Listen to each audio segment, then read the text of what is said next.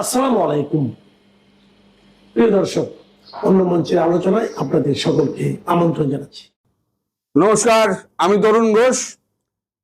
কাঁটাতারের বেড়া দেওয়ার জন্য ৭৫ একর জমি বিএসএফ এর হাতে তুলে দেওয়া হলো।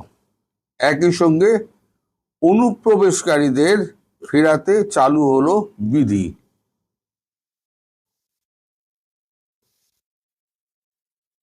মানে এগুলো অনেক আগেই আমি বলেছিলাম, এখন ধীরে ধীরে কাগজে বেরোচ্ছে, তাই আমি এটা দেখিয়ে দিলাম যে আমার পূর্ব খবরের সত্যতা কতটা।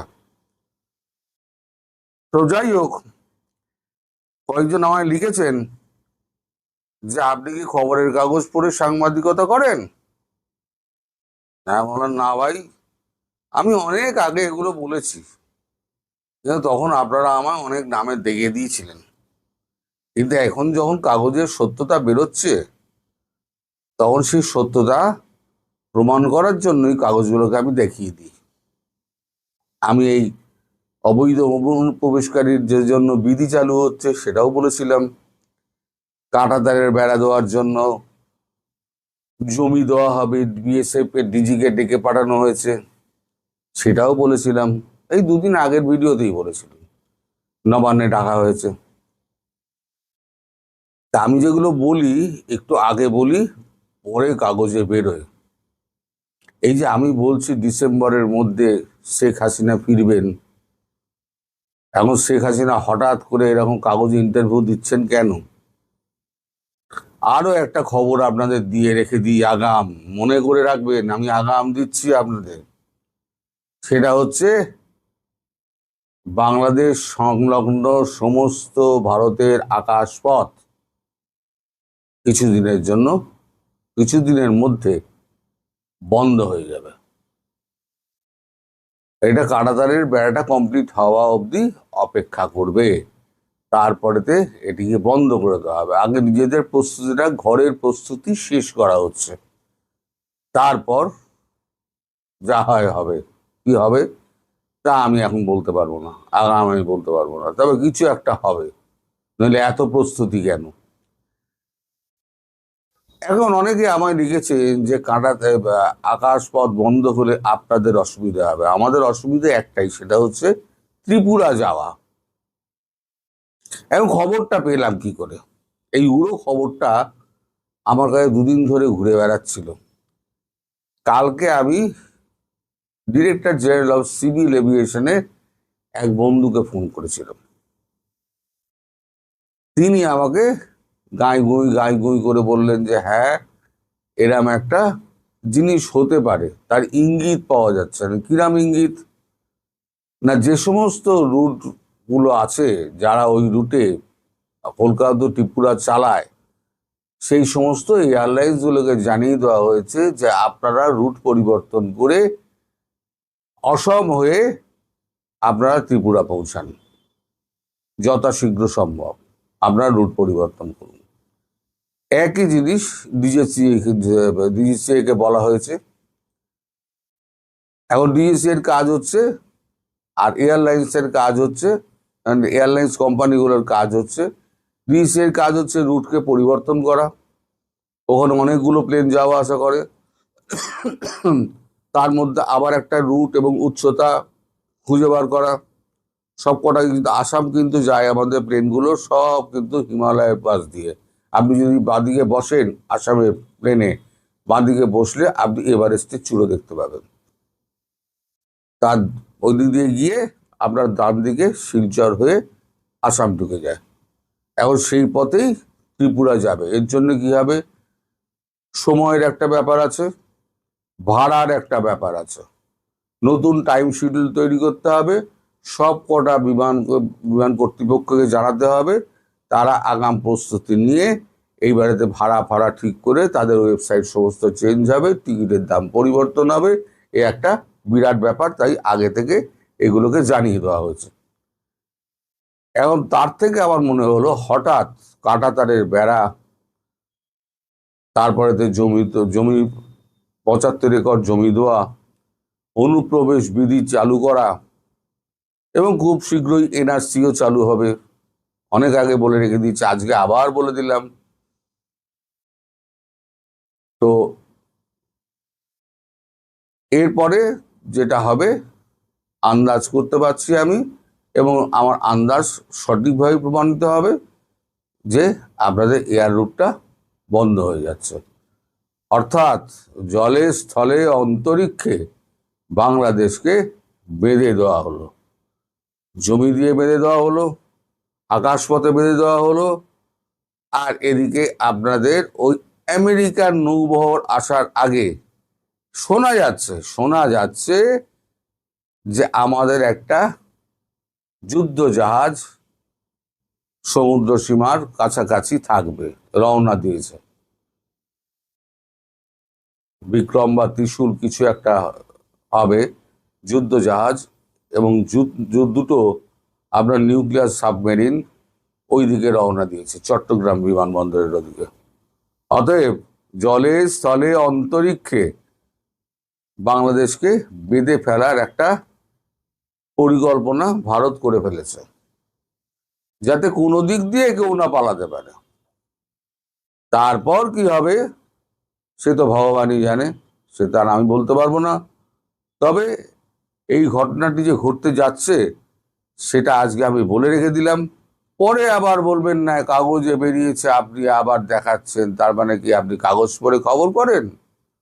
আমি কাগজটা পড়ি তখনই মানে নিজের মানে ওই যে পূর্বের কথাটা প্রমাণিত হচ্ছে দেখানোর জন্যই আমি কাগজটা দেখাই। মানে শেখ হাসিনা ডিসেম্বরের মধ্যে ফিরবেন এই কথাটা আমি এত আগে বললাম কি করে? এবং তারপরেও বলেছি শেখ হাসিনা ডিসেম্বর অব্দি হয়তো অপেক্ষা করতে হবে না, তার আগেই হয়ে যাবে। এই যা চিরবিরানি দেখছি, এত লাফালাফি কেন? আমার দেশে আমি কাঁটাতারের বেড়া দিচ্ছি, তা বাংলাদেশের লোকেদের এত লাফালাফি কেন? আসলে চোরাচালানটা বন্ধ হয়ে যাবে, অনুপ্রবেশটা বন্ধ হয়ে যাবে। এখানে যে চাকরি করে চোরাচালান অনুপ্রবেশ করে, তার তো অর্থ যায়। এখান থেকে যে মালগুলো নিয়ে গিয়ে বেচে, সেটা তো বেশি দামে বেচে, তার তো অর্থ যে বেচছে তার গায়ে যাচ্ছে। এইগুলো সমস্ত বন্ধ হয়ে যাচ্ছে বলে গায়ের এত তীব্র জ্বালা। প্রত্যেকটা দেশই, আপনি তো আপনার দেশটা আপনি কাঁটাতারের বেড়া দিন না, কি মানা করেছে আপনাকে? আপনার সীমান্তে যদি আপনি কাঁটাতারের বেড়া দেন, আপনাকে কেউ বারণ করবে? কেউ বারণ করবে না।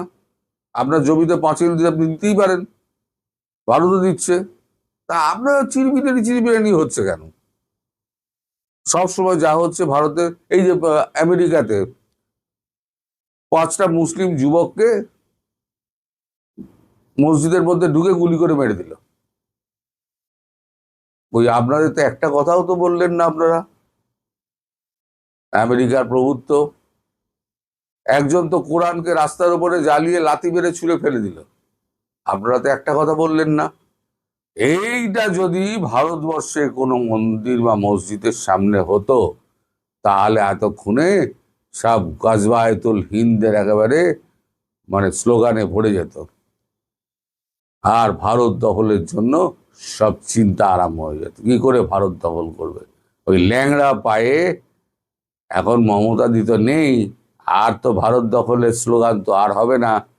মমতা দিত এখন তো শুধু আর কদিনের বাদে দেখবে শুধু বোর্ডটা আছে, আর দুজন বসে আছে, মমতা বন্দ্যোপাধ্যায় যদি বাইরে থাকে, অভিষেক বন্দ্যোপাধ্যায় যদি বাইরে থাকে, আর সুব্রত বক্সী। নইলে একা সলতে জ্বালিয়ে সুব্রত বক্সী ওই বোর্ডটির নিচে দোকান খুলে বসে আছে, আর কিছু থাকবে না।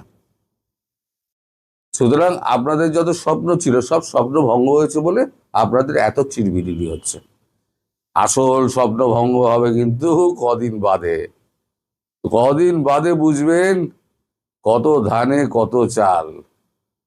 নরেন্দ্র মোদী, তাকে কখনো আপনি ভাববেন না, সে অত্যন্ত সহনশীল, সে সুযোগ দেয়। দেখতে দেখতে দেখতে দেখতে এক সময় এমন পেটানি দেবে, আর 100 বছরের মধ্যে আপনারা না যুদ্ধের নাম ভুলে যাবেন। যুদ্ধ কি জিনিস দেখেননি তো? আমি বারবার বলি, একবার যুদ্ধ প্রত্যক্ষ করলে আর দুর্ভিক্ষ অনুভব করলে তাহলে বুঝতে পারবেন যে ঘাতের প্রতিঘাত কি হতে পারে। বড় দেশ কিছু বলে না, তাই বলে আপনারা মাথায় উঠে নাচানাচি করবেন, তা তো হতে পারে না।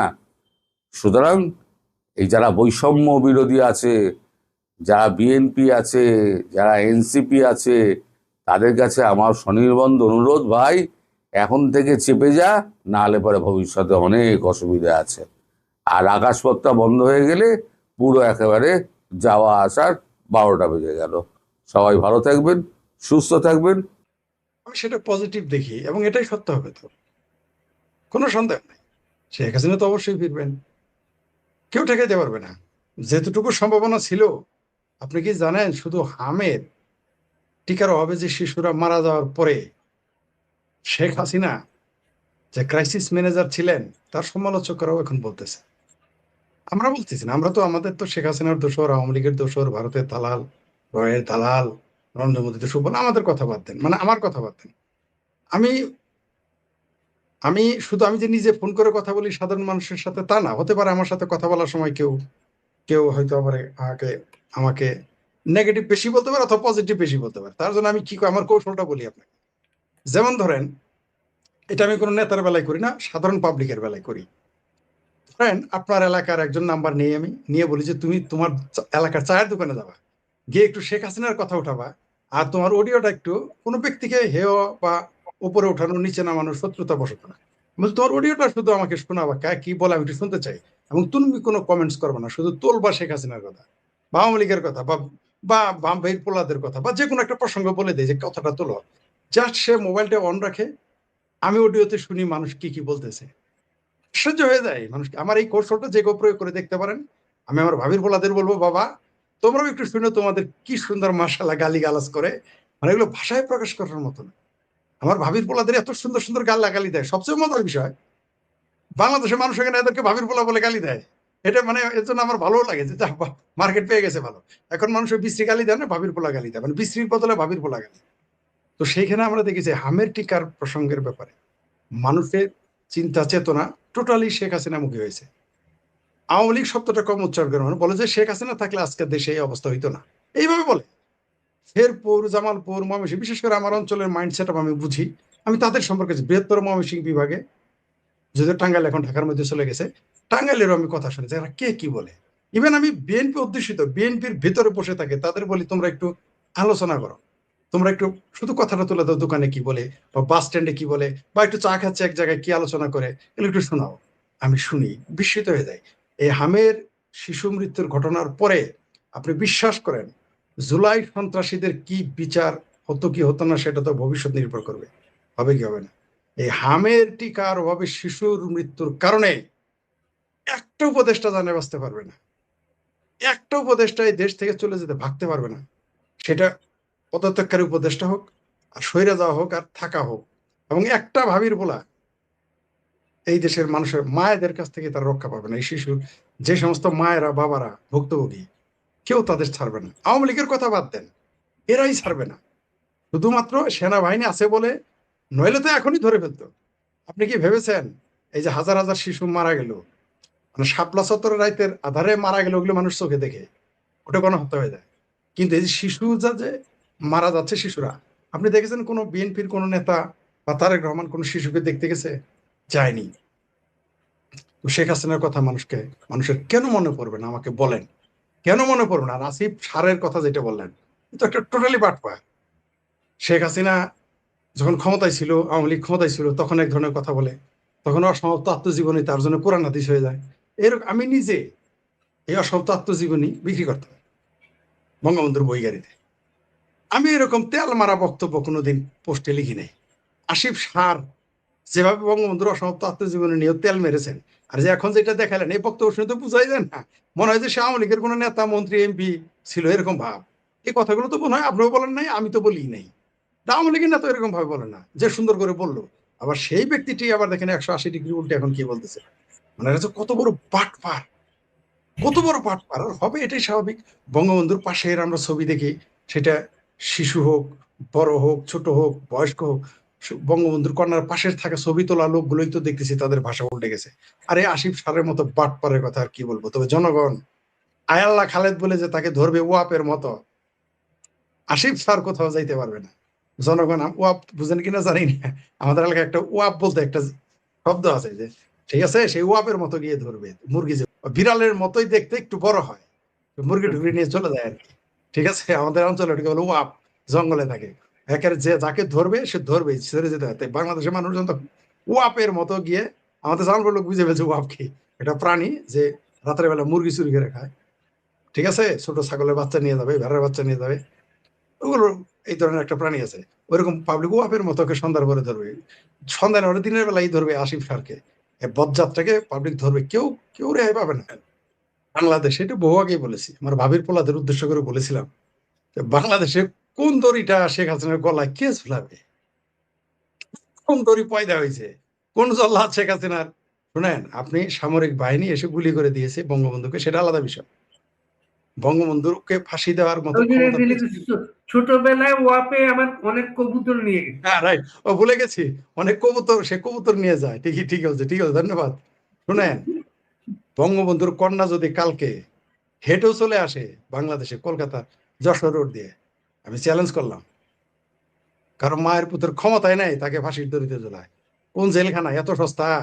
শুনেন, শেখ হাসিনা যদি না যেত এবং তার কর্মীদের, ছাত্রলীগ, যুবলীগ, সাধারণ মানুষকে রাস্তায় নামতে বলতো, তাহলে একটা বেঁচে যেতে পারতো না। কিন্তু তিনি কোনো সংঘর্ষ চাননি, তিনি হতাহতের পরিমাণ বাড়াতে চাননি, বা তাকে, আমার ধারণা, এখনই তো আমরা সব জানি না, আমার ধারণা তাকে এমন একটা মিথ্যা কথা বলে হেলিকপ্টার উঠানোর জন্য জানতেনই না, আমার ধারণা, জন্য কি নিয়ে যাওয়া হচ্ছে, এটা আমার যতটুকু মনে পড়ে।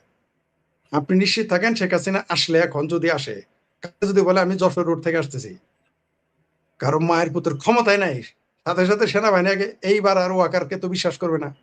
আগে তো শেখ হাসিনা বিশ্বাস করেছিল সেনাবাহিনীকে, পুলিশকে, ওর তো কাউকে বিশ্বাস করবে না। তিনি তার নেতা কর্মীদের এবং জনগণকে বিশ্বাস করে আসবেন, কারো ক্ষমতা আছে শেখ হাসিনা কিছু করা আর বলা। আর শেখ হাসিনা তো আসবেই, আসবে তো অবশ্যই। তখন তো আমরা জানি এরা পাকিস্তান হিজরত করবে, এখন এমনকি ভারত। বল হচ্ছে গভর্নমেন্টের কোর্টে না? নিঃসন্দেহে বল এখন গভর্নমেন্টের কোর্টে। তিনি তো বলে দিয়েছেন কোন ফাঁসির দড়ি রেডি আছে রাখো, কোন কোন জেলখানা আছে রাখো, কি বিচার করবা করো, আমি আসতেছি। এখন বলুক কত মুরত তাদের আছে। আমি একটা বিষয়ে দ্বিমত, যে বঙ্গবন্ধু কন্যা শেখ হাসিনাকে বাংলাদেশে আসতে পাসপোর্ট লাগবে না, তার চেহারাই পাসপোর্ট। সুতরাং এই বাংলাদেশে তিনি আসেন, যে হেলিকপ্টার, আমিও তাই চাই যে তাকে যে হেলিকপ্টারটা দিয়ে নিয়ে যাওয়া হয়েছে ওই হেলিকপ্টার দিয়ে তাকে আনা হোক, এটা আবার আমি একমত। এবং এনে, আমি তো বারবার বলেছি যে শাহজালাল বিমানবন্দরে জায়গা হবে না, তাকে সোজা নিয়ে যেতে হবে আপনার টঙ্গীর ইস্তেমার ময়দানে। এবং আমি এও বলেছিলাম, অনেকে হাসছে, এখনো হাসে, বা কেউ আওয়ামী লীগের লোক বিশ্বাস করে না। 3 দিন, আমি আবারও বলি, রিপিট করলাম, অন্তত এটা 20 বার বলেছি, 20 বার না 50 বার বলেছি, 3 দিন শেখ হাসিনাকে, জননেত্রী শেখ হাসিনাকে টঙ্গীর ইস্তেমার ময়দানে রাখতে হবে। কারণ কি জানেন, পাবলিক যাইতে দিবে না, এত মানুষ হবে তাকে দেখার জন্য। ঐতিহাসিক, শেখ হাসিনার প্রত্যাবর্তন ঘটবে, ঐতিহাসিক, যা পৃথিবীর মানুষ দেখবে, শুধু বাংলাদেশ না, পৃথিবীর মানুষ দেখবে। আমরা তাকে পছন্দ করি বা না করি, কেউ তাকে পছন্দ করুক আর না করুক, শেখ হাসিনাকে জামাতরা কেন পছন্দ করে, অনেকেই বলে শেখ হাসিনা তো অমুক পছন্দ করে না, আমি তার বাপের নাম কি, যদি হয় বাই চান্স মুক্তিযোদ্ধা, না হয় জামাত করে। আরে বিএনপির অর্ধেক লোকই তো যাবে, বিএনপির সমর্থিত অর্ধেক লোকই তো শেখ হাসিনাকে দেখতে যাবে টঙ্গীর ইস্তেমা ময়দান। লিখে রাখেন আপনি আমার কথা, আজকে দর্শক যারা দেখতেছেন আমার এই কথাটা, আপনারা যার যার খাতায় বা মোবাইলে, হোয়াটসঅ্যাপে রেখে দেন, তারিখ দিয়ে আমি কথা বলবো, বিএনপি লোকই তো অর্ধেক যাবে সেই দিন।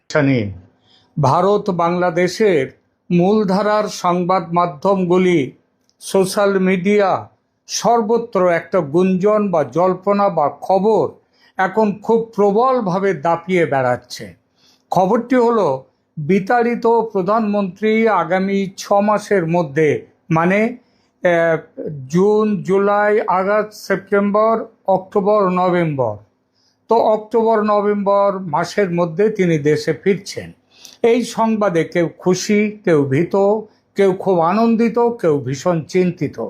আর এই খুশি, ভয়, আনন্দ, দুশ্চিন্তা একটা কথা বুঝিয়ে দিচ্ছে, শেখ হাসিনার এই দেশে ফেরার খবর স্রেফ জল্পনা নয়, স্রেফ ভিত্তিহীন কোনো গুজব কোনো দিক থেকে বাইরে ছড়িয়ে দেওয়া হয়নি।